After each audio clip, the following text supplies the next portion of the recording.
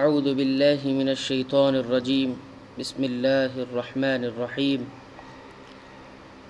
فنادته الملائکة وهو قائم يصلي في المحراب ان اللہ یبشرک بیحییٰ مصدقا بکلمۃ من اللہ وسیدا وحسورا ونبیا من الصالحین۔ فرشتوں نے انہیں آواز دی جب وہ حجرے میں کھڑے نماز پڑھ رہے تھے کہ اللہ تعالیٰ تجھے یحییٰ کی یقینی خوشخبری دیتا ہے جو اللہ تعالیٰ کے کلمہ کی تصدیق کرنے والا، سردار، ضابطۂ نفس اور نبی ہے، نیک لوگوں میں سے ہے۔ بے موسمی پھل دیکھ کر حضرت زکریہ علیہ السلام کے دل میں بھی بڑھاپے اور بیوی کے بانجھ ہونے کے باوجود یہ آرزو پیدا ہوئی کہ کاش اللہ تعالیٰ انہیں بھی اسی طرح اولاد سے نواز دے۔ چنانچہ بے اختیار دعا کے لیے ہاتھ بارگاہ الہی میں اٹھ گئے، جسے اللہ تعالیٰ نے شرف قبولیت سے نوازا۔ اللہ کے کلمے کی تصدیق سے مراد عیسیٰ علیہ السلام کی تصدیق ہے۔ گویا حضرت یحییٰ علیہ السلام حضرت عیسیٰ علیہ السلام سے بڑے ہوئے، دونوں آپس میں خالہ ذات تھے، دونوں نے ایک دوسرے کی تائید کی۔ حسوراً کے معنی ہے گناہوں سے پاک، یعنی گناہوں کے قریب نہیں پھٹکے۔ بعض نے اس کے معنی دیگر اور معنی بھی کیے ہیں، لیکن صحیح بات یہی ہے کہ وہ گناہوں سے پاک یعنی گناہوں کے قریب نہیں پھٹکیں گے۔ قال رب انا یکون لی غلام وقد بلغنی الکبر وامرأتی عاقر قال کذلک اللہ یفعل ما یشاء۔ کہنے لگے اے میرے رب، میرے بال مجھے اولاد کیسے ہوگی؟ میں بالکل بوڑھا ہوں اور میری بیوی بانجھ ہے۔ فرمایا اسی طرح اللہ تعالیٰ جو چاہے کرتا ہے۔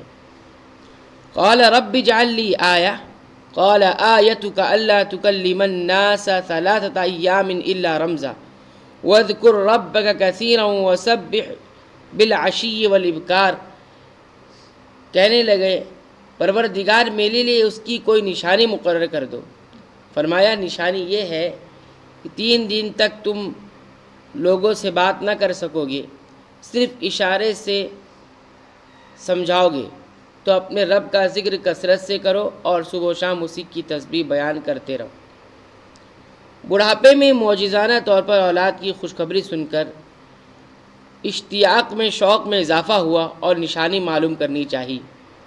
اللہ تعالیٰ نے فرمایا کہ 3 دن تیری زبان بند ہو جائے گی، جو ہماری طرف سے بطور نشانی ہوگی، لیکن تو اس خاموشی میں کثرت سے صبح و شام اللہ کی تسبیح بیان کیا کر، تاکہ اس نعمت الہی کا جو تجھے ملنے والی ہے شکر ادا ہو۔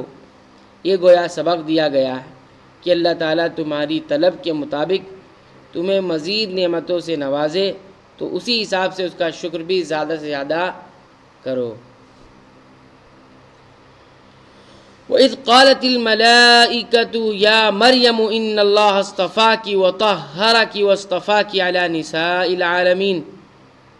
اور جب فرشتوں نے کہا اے مریم، اللہ تعالیٰ نے تجھے برگزیدہ کر لیا اور تجھے پاک کر دیا اور سارے جہان کی عورتوں میں سے تیرا انتخاب کر لیا۔ حضرت مریم علیہ السلام کا یہ شرف و فضل اپنے زمانے کے اعتبار سے ہے، کیونکہ صحیح حدیث میں حضرت مریم علیہ السلام کے ساتھ حضرت خدیجہ کو بھی سب عورتوں میں بہتر کہا گیا ہے، اور بعض احادیث میں 4 عورتوں کو کامل قرار دیا گیا ہے۔ حضرت مریم، حضرت آسیہ فرعون کی بیوی، حضرت خدیجہ اور حضرت عائشہ رضی اللہ عنہ کے بارے میں کہا گیا کہ ان کی فضیلت دیگر عورتوں پر ایسے ہے جیسے سرید کو تمام کھانوں پر فوقیت حاصل ہے۔ اور ترمذی کی روایت میں حضرت فاطمہ رضی اللہ عنہا بنت محمد صلی اللہ علیہ وسلم کو بھی فضیلت والی عورتوں میں شامل کیا گیا ہے۔ اس کا یہ مطلب ہو سکتا ہے کہ مذکورہ خواتین ان چند عورتوں میں سے ہے جنہیں اللہ تعالیٰ نے دیگر عورتوں پر فضیلت اور بزرگی عطا فرمائی، یا یہ کہ اپنے اپنے زمانے میں فضیلت رکھتی ہیں۔ یا مریم اقنتی لربک واسجدی وارکعی مع الراکعین، اے مریم تم اپنے رب کی اطاعت کرو، سجدہ کرو اور رکوع کرنے والوں کے ساتھ رکوع کرو۔ ذالک من انباء الغیب نوحیہ الیک وما كنت لدیہم اذ یلقون اقلامہم ایہم یکفل مریم وما كنت لدیہم اذ یختصمون۔